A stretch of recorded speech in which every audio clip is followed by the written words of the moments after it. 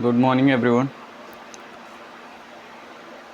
माफ़ी चाहेंगे कि आप लोगों की वीडियोस प्रोवाइड नहीं हो पाई। ठीक है, मैं ऑफलाइन भी पढ़ाता हूँ, इस वजह से आप लोगों की वीडियो प्रोवाइड नहीं हो पाई। बट क्या है, अभी एग्ज़ाम में टाइम कम है, तो मैंने एक पेपर डिज़ाइन किया है, उसको भी अगर आप सॉल्व कर ले जाएंगे तो फिर हो सकता है आपका कुछ अच्छा हो जाए। ठीक है, तो आप लोगों के लिए जो पेपर मैंने डिज़ाइन किया हुआ है वो मैं आपको बता देता हूँ।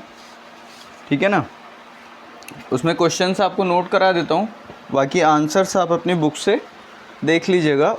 और मैंने जो तरीका बताया है लिखने का, कैसे न्यूमेरिकल क्वेश्चन को अप्रोच करना चाहिए और कैसे थियोरेटिकली आंसर को आपको लिखना चाहिए कॉपी में, तो वो आप वीडियोस देख के अपना आंसर राइटिंग कीजिए। ठीक है, तो क्वेश्चन मैं नोट करा देता हूँ आप लोगों के लिए। देखिए, क्वेश्चन नंबर 1। क्वेश्चन नंबर 1 में 3 पार्ट हैं। क्वेश्चन नंबर 1 में 3 पार्ट हैं, ए, बी एंड सी। देखिए, पहला क्वेश्चन क्या है, एस्टीमेट क्या है, एस्टीमेट क्या है और इसके कितने प्रकार होते हैं, विस्तार पूर्वक समझाइए। एस्टीमेट क्या है, यह कितने प्रकार का होता है, कितने प्रकार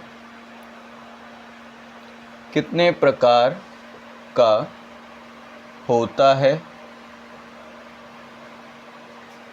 विस्तार पूर्वक समझाइए, विस्तार से समझाइए, विस्तार से समझाइए। ठीक है, अब देखिए इसमें पूछा कैसे जाएगा। ये एक लॉन्ग क्वेश्चन है आपका, ठीक है, लेकिन इस क्वेश्चन में कभी आपसे शॉर्ट नोट भी लिखवा सकता है टाइप्स ऑफ एस्टीमेट से। ठीक है, जैसे रफ कॉस्ट एस्टीमेट पे आपसे शॉर्ट नोट लिखवा लिया, या फिर आपसे डिटेल्ड एस्टीमेट पे शॉर्ट नोट लिखवा लिया, या फिर उसमें से भी उसके टाइप्स पूछ लेगा, प्लिंथ एरिया रेट एस्टीमेट क्या होता है ना, ये सारी चीज़ें। ये क्यूबिकल रेट एस्टीमेट क्या होता है ये पूछ लिया अलग से, तो ये शॉर्ट नोट्स पे भी आ सकता है। या फिर आपका डिटेल्ड एस्टीमेट क्या होता है, सप्लीमेंट्री एस्टीमेट क्या होता है, रिवाइज्ड एस्टीमेट क्या होता है, ये सारा शॉर्ट नोट्स में पूछ सकता है। रिवाइज्ड एस्टीमेट और सप्लीमेंट्री एस्टीमेट में क्या डिफरेंस होता है। ठीक है, अब क्वेश्चन नंबर बी पे चलते हैं। ये तो समझ गया ना कि किस टाइप से क्वेश्चन पूछा जाएगा।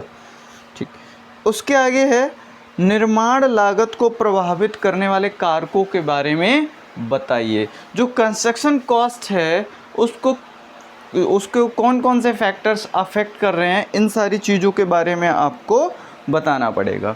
ठीक है, चलिए लिखते हैं, निर्माण लागत को प्रभावित करने वाले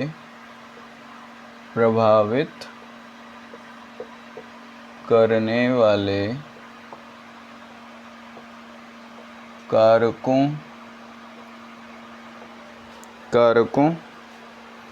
के बारे में बताइए। क्वेश्चन नंबर सी कह रहा है, सी के भी पार्ट हैं कुछ, first part, second part, third part. C में कह रहा है कि निम्नलिखित पर शॉर्ट नोट लिखिए या निम्न पर टिप्पणी लिखिए। टिप्पणी कीजिए।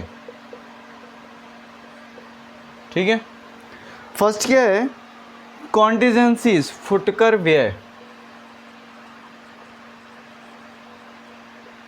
भाई इंग्लिश वाले परेशान ना हो, निर्माण लागत को बोलते हैं कंस्ट्रक्शन कॉस्ट, और प्रभावित करना मतलब affecting, factors affecting of construction cost. ठीक है, कॉन्टिजेंसीज या बोलते हैं इसको फुटकर बेर। ठीक, लिखते भी जाइए साथ साथ में। उसके बाद कार्य प्रभारित स्थापना, work charge establishment, work charge establishment, कार्य प्रभारित स्थापना। पेन चेंज कर लेता हूँ मैं। ठीक है, उसके बाद आता है विभागीय अधिभार, विभागीय अधिभार, डिपार्टमेंटल चार्जेस, डिपार्टमेंटल चार्जेस। ठीक है, विभागीय अधिभार, इसको बोलते हैं विभागीय अधिभार हिंदी में। ठीक, फिर आता है आपका कॉन्ट्रैक्टर प्रॉफिट, कॉन्ट्रैक्टर्स प्रॉफिट। ठीक है, कॉन्ट्रैक्टर्स प्रॉफिट। ठीक, डिपार्टमेंटल चार्ज का एक और नाम होता है सेंटेज चार्ज, सेंटेज चार्ज। ठीक है, सेंटेज चार्जेस। तो इसमें से और इसमें से कोई भी नाम लिख के आ सकता है, तो बिल्कुल भी घबराएं नहीं। बच्चे ये बहुत पढ़ते हैं, ये सबको पता होता है और जानते भी हैं, लेकिन अगर ये लिख के आ जाता है तो फिर भूल जाते हैं, आता ही नहीं किसी को कुछ। ठीक है, तो ये हो गया आपका क्वेश्चन नंबर 1। अब आप लोग क्या कीजिए, एक बार इसका स्क्रीनशॉट ले लीजिए, फिर मैं रफ करता हूँ इसको।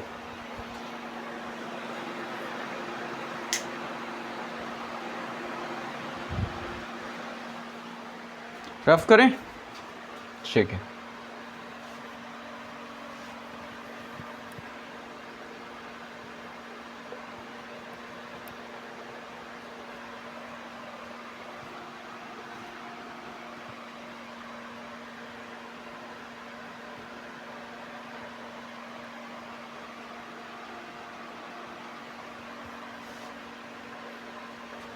और आप लोग व्हाट्सएप ग्रुप में भी जुड़ सकते हैं, टेलीग्राम चैनल में भी जुड़ सकते हैं आप लोग। ठीक है, और ये मेरा नंबर है, टेलीग्राम चैनल पे आप कनेक्ट हो सकते हैं, व्हाट्सएप ग्रुप पे भी इसी से ऐड हो सकते हैं, 6395465641। ठीक है, चलिए शुरू करते हैं। Question number 2। क्वेश्चन नंबर 2 क्या कहता है, निम्नलिखित में से किन्हीं 2 प्रश्नों को कीजिए। अब आपको एग्जाम तो देना है नहीं, तो सारे ही पढ़ने चाहिए। ठीक है, इसमें भी 3 क्वेश्चंस हैं, A, B एंड C। ठीक है, इसमें क्या कह रहा है कि चित्र में दर्शाए गए एक त्रिकोणीय भूखंड में अंतर्गत वृत्त का टैंक, इंस्क्राइब्ड सर्किल जिसकी गहराई 1.5 मीटर है, बना हुआ है। भूखंड के शेष भाग में ईंटों का फर्श लगाने की योजना है। देखिए, ये एक कोई फिगर है, मैं लिख देता हूँ। चित्र में दर्शाए गए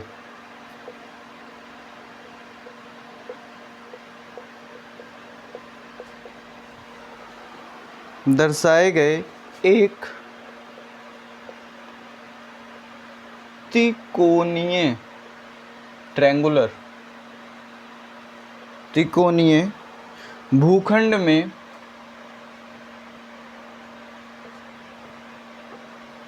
भूखंड में अंतर्गत वृत्त का टैंक, अंतर्गत वृत्त का टैंक। ठीक, ब्रैकेट में लिख लो इंस्क्राइब्ड सर्किल, इंस्क्राइब्ड, जो इंग्लिश वाले हैं दिक्कत होगी नहीं तो, सर्किल। ठीक है, जिसकी गहराई 1.5 मीटर है, जिसकी गहराई डेप्थ या फिर गहराई ब्रैकेट में लिख देता हूँ 1.5 मीटर है। ठीक है, उसके बाद बना हुआ है, 1.5 मीटर है, बना हुआ है। ठीक है, उसके बाद कह रहा है भूखंड के शेष भाग में ईंटों का फर्श लगाना है। भूखंड के शेष भाग में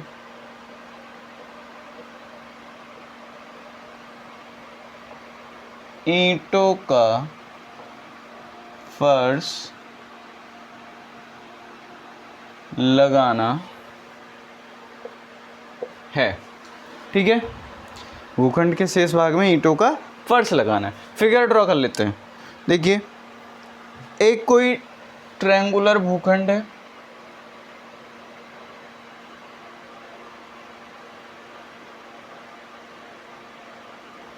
है ये, ठीक है। इसमें एक सर्किल है, कुछ इस तरह से है, ठीक है, सही है,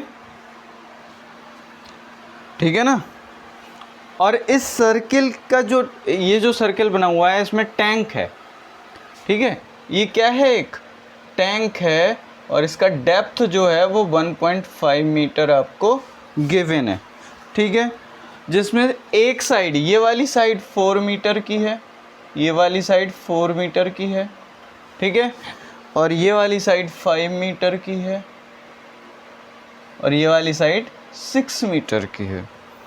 आपसे कह रहा है, फिर से पढ़ लेते हैं। चित्र में दर्शाए गए एक त्रिकोणीय या ट्रायंगुलर भूखंड, मतलब ट्रायंगुलर लैंड है, ट्रायंगुलर प्लॉट है, अंतर्गत वृत्त का एक टैंक बना हुआ है उसमें, जिसकी गहराई 1.5 मीटर है और भूखंड के शेष भाग में ईंटों का फर्श लगाना है। मतलब एक तो टैंक बना हुआ है, फिर कह रहा है कि इस भाग में ईंटों का फर्श लगाना है, ईंटों का फर्श लगाना है। यहाँ ईंटें लगानी है, इसको रेड कलर से जो मार्क किया हुआ है, ठीक है। तो कह रहा है ईंटों का फर्श लगाने की योजना क्या है। देखिए, सबसे पहला इसमें ऑप्शन में पूछ रहा है, इसमें भी 2 पार्ट हैं, 2-3 क्वेश्चन के पार्ट हैं। फर्स्ट क्वेश्चन है इसमें, इसी के अंदर फर्स्ट क्वेश्चन है, फर्श का क्षेत्रफल ज्ञात कीजिए। फर्श का क्षेत्रफल ज्ञात कीजिए, ठीक है। दूसरा कह रहा है टैंक के भीतर सीमेंट प्लास्टर 1:4 का परिमाण ज्ञात कीजिए। टैंक के अंदर, टैंक के भीतर सीमेंट प्लास्टर 1:4 जिसका रेशियो है, मतलब सीमेंट और सैंड का रेशियो, जो मोर्टार का रेशियो है वो है 1:4। इस मोर्टार से कितना प्लास्टर आपको करना पड़ेगा इस रेशियो के साथ में, मोर्टार के रेशियो के साथ में, का परिमाण, कितना क्वांटिटी, या फिर सीमेंट प्लास्टर की क्वांटिटी फाइंड आउट कीजिए, का परिमाण ज्ञात कीजिए, ठीक है, समझ गए। अब आपके मन में आ रहा होगा, सर क्या इसकी बॉटम की सरफेस पे भी प्लास्टर करेंगे? बॉल पे तो करना ही करना है, कोई दिक्कत नहीं है, नो डाउट। क्या इसके सरफेस पे भी प्लास्टर करेंगे? बिल्कुल करेंगे, क्यों नहीं करोगे, करोगे ना, बिल्कुल करना पड़ेगा, ठीक है। तो वो भी ऐड करोगे। इसके बाद इसका बी पार्ट जो है वो देख लेते हैं।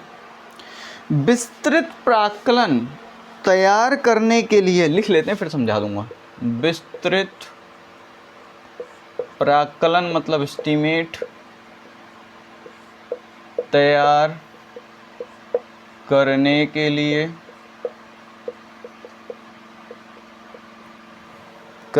लिए आवश्यक डेटा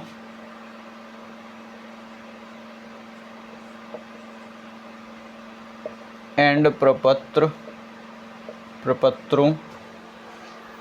को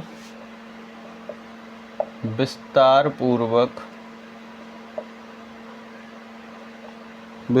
पूर्वक समझाइए। ठीक है, इंग्लिश वाले समझ लो। डिटेल्ड एस्टीमेट तैयार करने के लिए आवश्यक डेटा एंड जो रिक्वायर्ड डेटा और डॉक्यूमेंट्स हैं वो आपको क्या क्या चीज़ चाहिए, उन सारी चीज़ों के बारे में विस्तार पूर्वक डिटेल में समझाइए। ठीक है, इसका सी पार्ट है क्वेश्चन नंबर 2 का। क्वेश्चन नंबर 2 का सी पार्ट है, बिल्डिंग्स के एस्टीमेट की कितनी विधियां होती हैं, विस्तार पूर्वक समझाइए।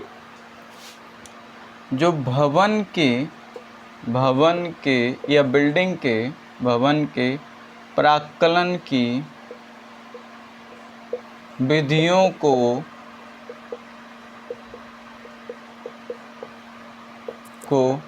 विस्तार से समझाइए।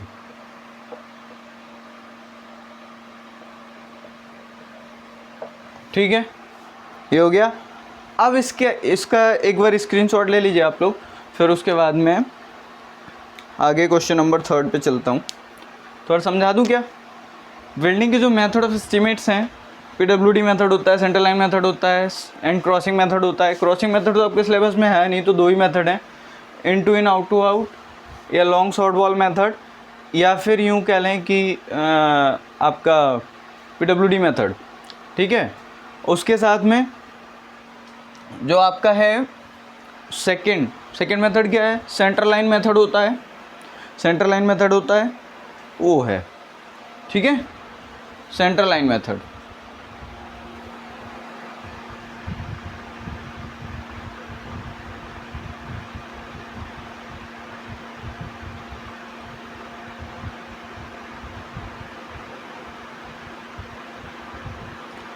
ठीक है ना?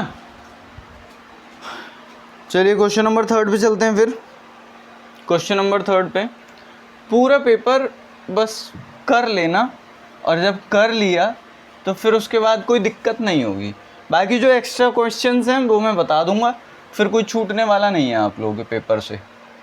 ठीक है, कुछ भी नहीं छूटेगा, बस पढ़ते रहो।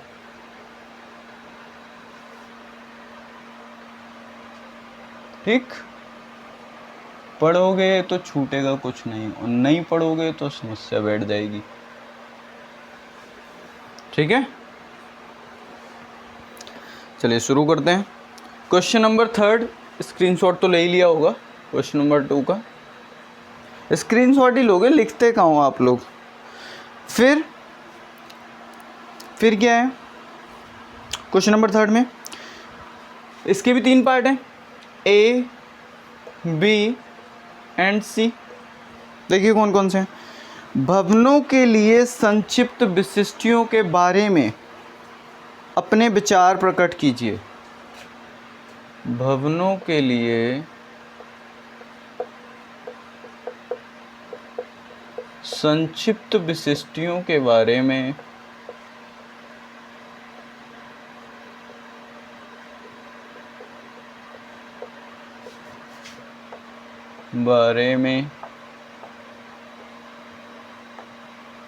अपने विचार प्रकट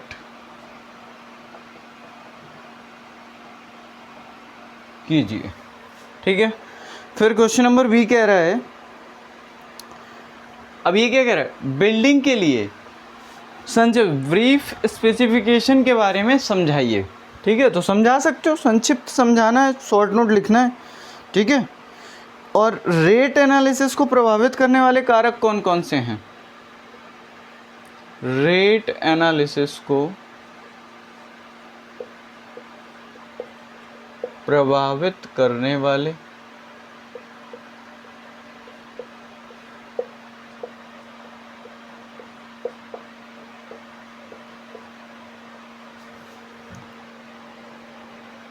कारक कौन कौन से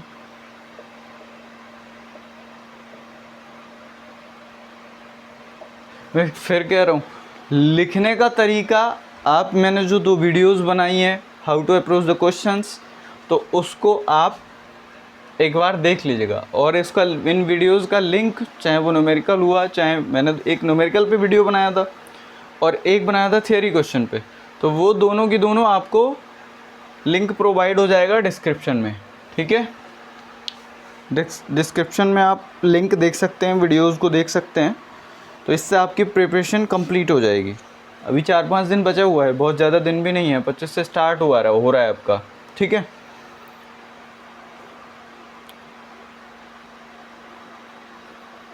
प्लेन सीमेंट कंक्रीट में प्रयोग किए जाने वाले, question number C, plain cement concrete को हम पीसीसी लिख दें ऐसे, प्लेन सीमेंट कंक्रीट, या फिर ये कभी कभी सीमेंट कंक्रीट भी लिख के आ जाता है, तो इससे घबराइएगा नहीं, ठीक है। सादा सीमेंट कंक्रीट में प्रयोग किए गए तत्वों की मात्रा निकालिए, में प्रयोग किए गए एलिमेंट्स, कौन कौन से तत्व उपयोग में लाए जाते हैं, कौन कौन सी सामग्री उपयोग में लाई जाती है कंक्रीट बनाने में, ठीक है, वो लिखिए। प्रयोग किए गए तत्वों के बारे में लिखिए, ठीक है। एक तो क्वेश्चन ये बन जाता है, दूसरा इसी में एक क्वेश्चन और जोड़ दूं कि इसमें जो प्रयोग किए गए तत्वों की क्वांटिटी, QTY लिख दें क्वांटिटी को, सभी को कोई दिक्कत नहीं होनी चाहिए क्योंकि फाइनल ईयर स्टूडेंट्स हैं आप लोग। Quantity quantity 10 cubic metre concrete के लिए निकालिए, 10 क्यूबिक मीटर कंक्रीट के लिए निकालिए, ठीक है। ऐसा हो सकता है, या फिर इसी में रेट एनालिसिस के साथ में इस आपसे कहेगा कि पीसीसी 1 2 4 का रेट एनालिसिस कीजिए, रेट एनालिसिस कीजिए फॉर 10 क्यूबिक मीटर, पीसीसी 1 2 4। देखिए यहाँ पे 3 क्वेश्चन बन गए। इस तरह से आप लोग अगर करोगे तैयारी तो आपको कोई दिक्कत नहीं आएगी, एक क्वेश्चन में 3 क्वेश्चन बना लो, ठीक है। ये तो हो गया क्वेश्चन नंबर 3, इसका स्क्रीनशॉट ले लीजिए, फिर मैं आगे बढ़ता हूँ। 2 क्वेश्चन बचे हुए हैं, उसके बाद थोड़ा इंपॉर्टेंट क्वेश्चन बताएंगे, फिर दिक्कत नहीं आएगी। ले लिया स्क्रीनशॉट, चलिए।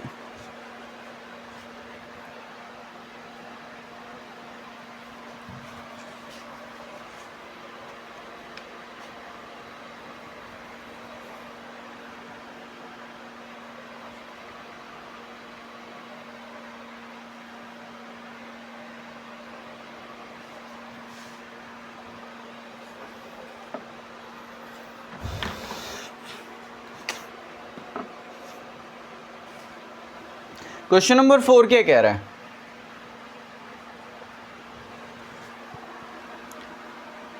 देखिए, निर्माण कार्य को विस्तार पूर्वक वर्गीकृत कीजिए। ये तो नया क्वेश्चन सुन लिया। ये आपको मिलेगा बिल्डिंग बाय लॉज, जो आप लोग का भवन आयोजना अधिनियम वाले, जो भवन आयोजना अधिनियम वाला जो चैप्टर है वो वहाँ पे मिलेगा, ठीक है। ये कॉन्ट्रैक्ट्स या टेंडरिंग डॉक्यूमेंट्स वाले चैप्टर में भी मिल सकता है, ठीक है ना। तो क्वेश्चन नंबर 4 का ए जो है वो है आपका, निर्माण कार्य को विस्तार पूर्वक वर्गीकृत कीजिए। निर्माण कार्य को विस्तार पूर्वक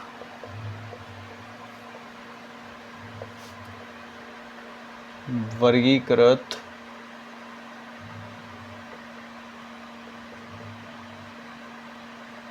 कीजिए। क्वेश्चन नंबर 4 का बी जो है, बार वेंडिंग शेड्यूल क्या है और बीबीएस सारणी का प्रारूप अपनी उत्तर पुस्तिका में बनाइए। बार वेंडिंग शेड्यूल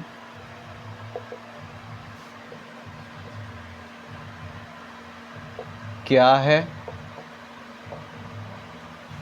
फिर कह रहा है या फिर ये बार बेंडिंग शेड्यूल कभी कभी ना लिख के BBS भी लिख के आ जाता है, तो घबराइएगा नहीं। इसकी जगह अगर BBS लिख के आ गया तो परेशान होने की ज़रूरत नहीं है, कुछ लोग घूम जाते हैं, ठीक है। BBS की सारणी का प्रारूप अपनी उत्तर पुस्तिका में बनाइए। BBS की सारणी टेबल प्रारूप अपनी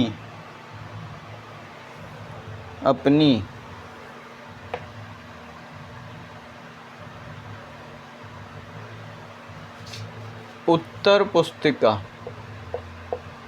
आंसर कॉपी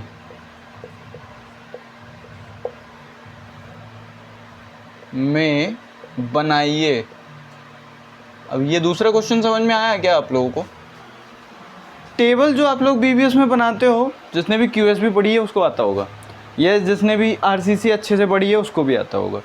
सारणी का टेबल का प्रारूप जो होता है, क्या लिखते हैं ना, serial number, name of war and shape of bar, है डाई ऑफ वार, ठीक है, लेंथ ऑफ वार, है उसके बाद में cutting length of bar, total length of bar, weight per metre length of bar, है ना, उसके बाद टोटल वेट ऑफ वार, बस यही सब है, ठीक है।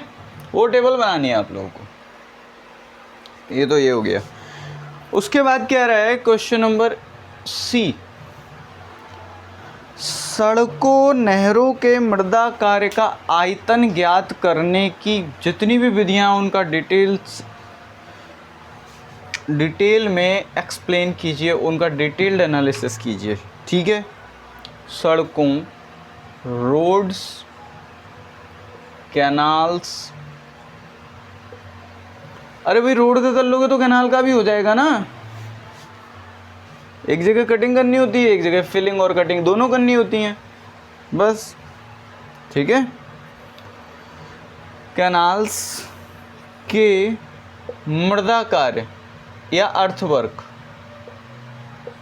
या अर्थ एक्सकेवेशन, मृदा कार्य का आयतन, वॉल्यूम, आयतन ज्ञात करने की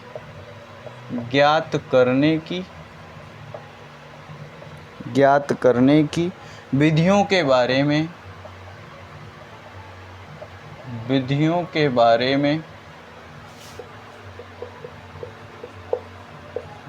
में विस्तार से समझाइए,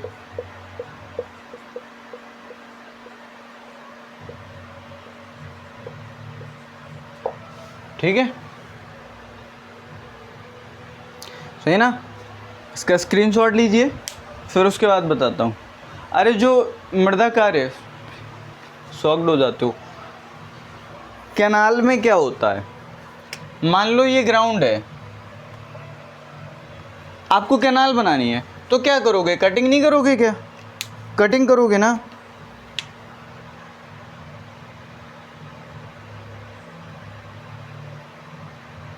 ठीक है, कटिंग करोगे ना। अब मान लो आप लोगों के लिए ये ग्राउंड है, अब ग्राउंड कहोगे सर आपने तो यहाँ तो फ्लैट बना दिया, फ्लैट यहाँ भी नहीं होता है, यहाँ भी नहीं होता है, लेकिन यहाँ पे कितना भी फ्लैट नहीं होता है, लेकिन फिर भी आपको कटिंग ही करनी पड़ती है। और फिलिंग करोगे, मान लो रोड है यहाँ पे, आपको रोड बनाना है ऐसा, ठीक है, तो यहाँ पे, और ये आपका ग्राउंड है, ये इस तरह से, तो यहाँ से मिट्टी उठाओगे इधर प्रोवाइड कर दोगे, यहाँ से मिट्टी उठाओगे इधर प्रोवाइड कर दोगे, तो कटिंग भी करनी पड़ेगी आपको, फिलिंग भी करनी पड़ेगी, समझ गया ना। तो ये जो मिट्टी निकलती है या एक्सकेवेट करते हैं, उसका वॉल्यूम ज्ञात करने के लिए, भाई अर्थवर्क काय में मापते हो, काय में मेज़र करते हो आप लोग, क्यूबिक मीटर में, तो वॉल्यूम ही निकलेगा क्यूबिक मीटर में। क्यूबिक मीटर किसका यूनिट होता है, वॉल्यूम का होता है, तो मिट्टी का वॉल्यूम निकल आएगा, उतनी ही मिट्टी आप विल में ले लोगे, है ना, MB में नोट कर दोगे, मेज़रमेंट बुक में, है, तभी तो आपको पेमेंट मिलेगा। तो ये सारे कुछ क्वेश्चंस होते हैं और ज़्यादा नहीं, बस मेथड्स होते हैं कि किस तरह से आप लोग फाइंड आउट करोगे वॉल्यूम को, है ना। तो इसका स्क्रीनशॉट ले लो आप। फिर क्वेश्चन नंबर 5 करते हैं, ले लिया होगा है ना। चलो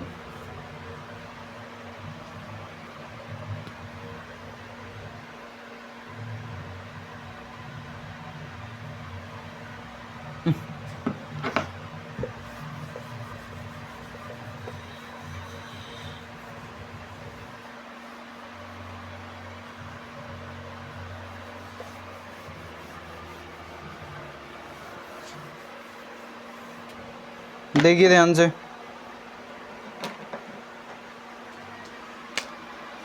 क्वेश्चन नंबर 5 देख लेते हैं। क्वेश्चन नंबर 5 क्या कह रहा है।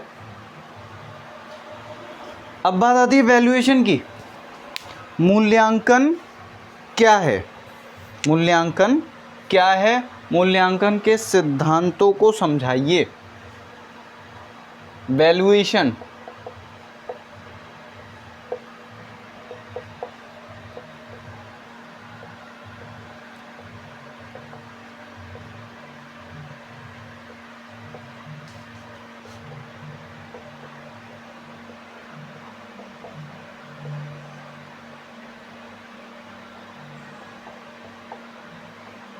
ठीक है, मूल्यांकन के सिद्धांतों को समझाइए।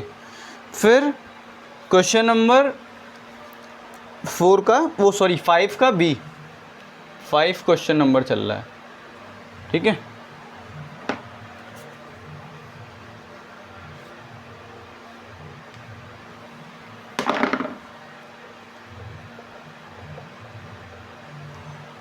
फाइव का वी क्या है, कुछ शॉर्ट नोट्स लिखने हैं आप लोगों को, उसमें भी पार्ट हैं, इन पे शॉर्ट नोट्स लिखिए। ये कह रहा है market rate, market value, market rate value, market rate, ठीक है, या बाजार मूल्य कह सकते हो।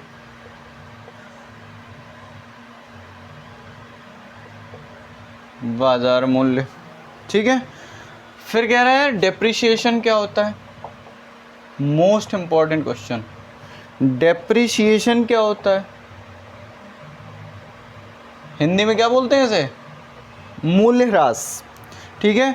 फिर कह रहा है सॉल्वेज वैल्यू क्या होता है, सॉल्वेज वैल्यू, ठीक है। थर्ड, देखो हिंदी में बहुत कंफ्यूजन है, लेकिन सॉल्वेज वैल्यू और स्क्रैप वैल्यू लगभग एक जैसी डेफिनेशन में आती हैं, होती अलग है, लेकिन लगभग कंफ्यूजन क्रिएट कर देती हैं बहुत ज़्यादा, है ना, कुछ हद तक सेम रहती हैं। फिर कह रहे स्क्रैप वैल्यू, स्क्रैप वैल्यू, और स्क्रैप वैल्यू का एक और नाम होता है, वो होता है डिमोलिश्ड वैल्यू, डिमोलिशन वैल्यू,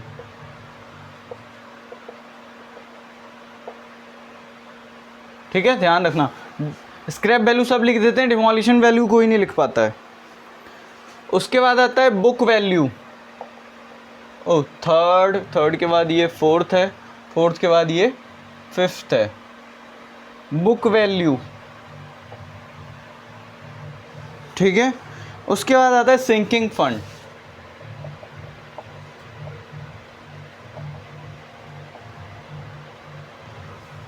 ठीक। ये तो हो गया शॉर्ट नोट्स, लेकिन अगर आपसे अलग से सिंकिंग फंड के बारे में क्वेश्चन आ जाते हैं, या फिर डेप्रीशिएशन के बारे में, मेथड्स ऑफ डेप्रीशिएशन, कैसे फाइंड आउट करते हैं डेप्रीशिएशन को, तो ये पूरा डिटेल में पढ़ना बेटा, ठीक है, ये डिटेल में पढ़ना ये दोनों टॉपिक। उसके बाद मेथड ऑफ वैल्यूएशन पूछ सकता है आपसे, भवनों के मूल्यांकन की विधियों के बारे में विस्तार पूर्वक समझाइए। मेथड्स ऑफ वैल्यूएशन, भवनों के मूल्यांकन की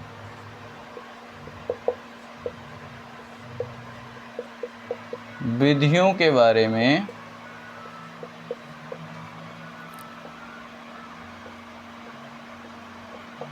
समझाइए, ठीक है। ज़्यादा कठिन क्वेश्चन नहीं आते हैं, और रोड पे जब रोड से क्वेश्चन जो आएंगे, रोड या कैनाल से तो नहीं आएगा, लेकिन रोड से अगर क्वेश्चन आ जाता है तो बहुत साधारण सा क्वेश्चन आएगा, बिल्कुल भी घबराने की ज़रूरत नहीं है। ठीक है, अभी मैं आप लोगों को बताता हूँ, ज़रा आप इसको मेथड्स ऑफ वैल्यूएशन, ठीक है, ये तो समझ ही जाएंगे ना, इसको वैल्यूएशन बोलेंगे। इंग्लिश वाले दिक्कत ना करना थोड़ा सा, ठीक है। स्क्रीनशॉट ले लीजिए, फिर बताता हूँ मैं आप लोगों के लिए। स्क्रीनशॉट भी ले लीजिए, सुनते भी जाइए। देखिए इसमें क्या, मैं नहीं दिख रहा हूँ तो कोई परेशानी नहीं है, बट क्या है, सामने बोर्ड तो दिख ही रहा है ना।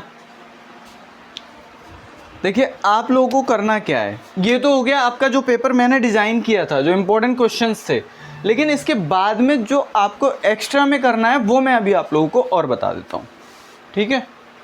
जो एक्स्ट्रा मेहनत करनी है, वैसा थोड़ी है कि आप लोग को मेहनत नहीं करनी है, मेहनत तो बिल्कुल करनी है। होपफुली आपका सारा इसी में से आ जाएगा, उम्मीद तो यही है। लेकिन अगर किस्मत ख़राब रहती है तो क्या करोगे, क्या इतना ही करके जाओगे? न्यूमेरिकल्स आपके कहाँ कहाँ से पूछे जा सकते हैं वो सुन लो ध्यान से। सिंकिंग फंड से न्यूमेरिकल पूछा जा सकता है, ठीक है। न्यूमेरिकल पोर्शन कहाँ से आता है वो देख लो।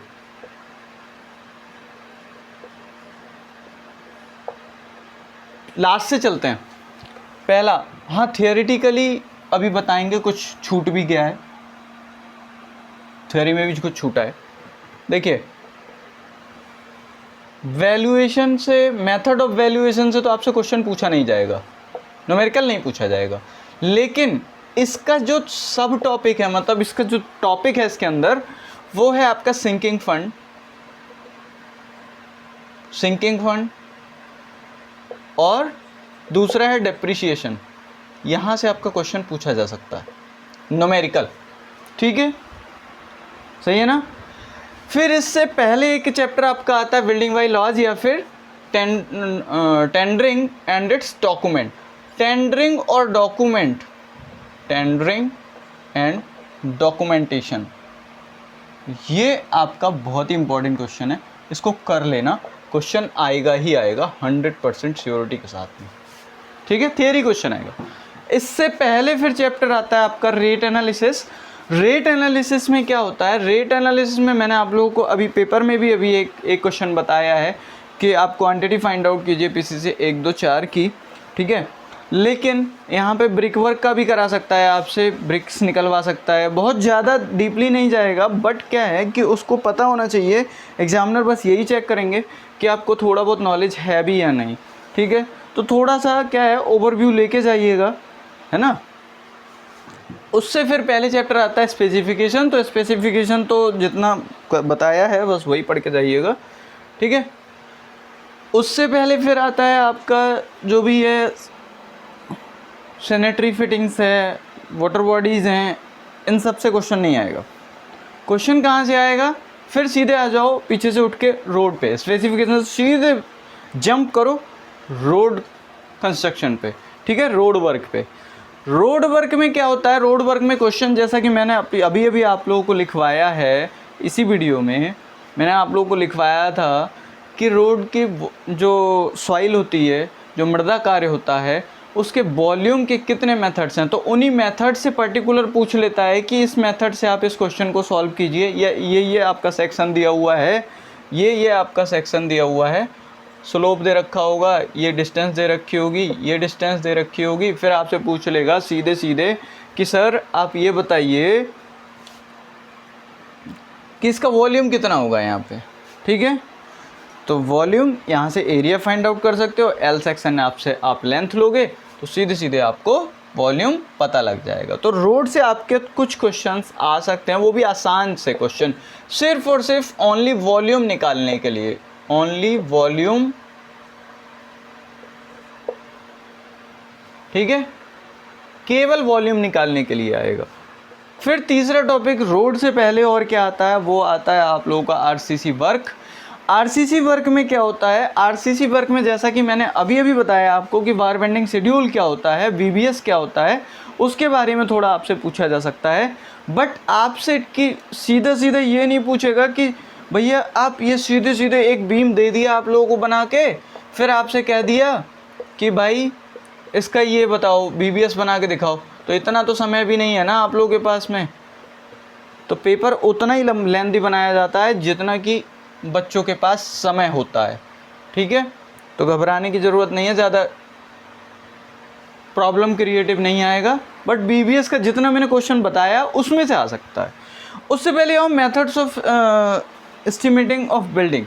एस्टिमेटिंग, जो आपकी एस्टिमेट करने की, जो बिल्डिंग के एस्टिमेट करने की जो मेथड्स हैं उनके बारे में आपसे पूछा जा सकता है। वो क्या क्या हैं वो देख लीजिए। 2 ही तो मेथड से आप लोगों को सिखाया गया है और 2 ही आपके सिलेबस में हैं, जो है long short ball method and centre line method, ठीक है। तो चैप्टर नंबर 3 से एस्टिमेट ऑफ बिल्डिंग BLDG, ठीक है। कैसे बिल्डिंग का एस्टिमेट करते हो उसके मेथड्स पूछ लेगा। 2 ही तो मेथड होते हैं और ज़्यादा लेंथी इसमें से भी नहीं पूछेगा, आपसे बोल देगा कि सब कुछ कीजिए ना, 3-4 आइटम उठा के दे देगा। आइटम क्या देगा, सीधे सीधे पहले तो अर्थवर्क दे देगा, अर्थवर्क दे देगा, दूसरा अर्थवर्क दे देगा, दूसरा क्या देगा, ब्रिक वर्क दे देगा, ज़्यादा से ज़्यादा करेगा, तीसरा PCC दे देगा या लाइम कंक्रीट दे देगा, ठीक है। ये 4-5 आइटम बस निकलवाएगा, ज़्यादा कुछ नहीं निकलवाएगा आप लोगों से। DPC बहुत पूछ लेता है, dam proof course, dam proof course, seal रोक रद्दा, ठीक है। इसमें इसी में ये तो एक न्यूमेरिकल ये हो गया। दूसरा न्यूमेरिकल एक और पूछ सकता है कि इसी में आपको एक रूम का बस पूछ सकता है, ज़्यादा नहीं पूछेगा, बस एक ही रूम का। आपसे कह दिया इसका प्लिंथ एरिया निकालिए, उससे सेकंड वाले चैप्टर में प्लिंथ एरिया निकालिए। आपको ये फ्लोर एरिया दे रखा होगा, ये वाला area, internal size, width of ball दे रखी होगी, फिर आपसे बोल देगा प्लिंथ एरिया निकालिए, ठीक है। फिर आपकी एशियन पब्लिकेशन की बुक में लास्ट में 2-3 बॉल्स का अलग से दिया हुआ है, I सेक्शन है, ठीक है, C सेक्शन की बॉल है, H सेक्शन है, ये इस टाइप से। तो उसमें 2-2, 3-3 आइटम्स को निकलवा लेगा, ज़्यादा कुछ बहुत ज़्यादा नहीं पूछेगा। न्यूमेरिकल से यहीं से आते हैं, ठीक है। फर्स्ट चैप्टर में क्या होगा, थियरी आएगी, जो भी आएगी वो आपको बता दी गई है, तो बिल्कुल भी घबराने की ज़रूरत नहीं है। इससे ज़्यादा आपसे क्वांटिटी सर्विंग एंड वैल्यूएशन यानी कि एस्टिमेटिंग कॉस्टिंग से क्वेश्चन पुट अप नहीं होगा। बस अब आप लोग पढ़ाई कीजिए। Best of luck for your exam and अच्छे से एग्ज़ाम दीजिए। फाइनल ईयर स्टूडेंट्स हैं आप लोग को, इससे ज़्यादा बस केवल आप लोग को हिंट देना है, उसके बाद आप लोग खुद कर सकते हैं, ठीक है। अभी भी सफिशिएंट टाइम है, आप लोग इस पेपर को सॉल्व कर लीजिए। गारंटेड आपका अगर 50 मार्क्स का पेपर होता है तो आप 40+ मार्क्स लेके आएंगे, ठीक है। चलिए, इसके साथ ही साथ आप लोगों को ये बता देना चाहता हूँ कि अब आप लोगों का क्या है, मैं डिटेल्ड इसलिए नहीं करवा रहा हूँ समय के अभाव के कारण, क्योंकि मैंने अभी ऑफलाइन भी बंद नहीं किया है, ऑफलाइन पढ़ाना अभी बंद नहीं किया है। जैसे जैसे आप लोग ऑनलाइन रिस्पांस देते जाओगे तो ऑफलाइन पढ़ाना बंद कर दूंगा, ठीक है। तो ऑफलाइन में भी टाइम लगता है, इसलिए वीडियो आपकी प्रोवाइड नहीं हो पाई, है ना। और बस पढ़ते रहिए, मेहनत करते रहिए। इसी के साथ साथ मैं आप लोगों को ये बताना चाहता हूँ एक बहुत ही इम्पोर्टेंट बात कि दिल्ली डेवलपमेंट अथॉरिटी के जो वैकेंसी आई हैं, जो जॉब निकली हुई हैं, उसके लिए 3 स्टैंडर्ड राइटर की बुक्स आती हैं। ये बहुत ही इम्पॉर्टेंट बात है।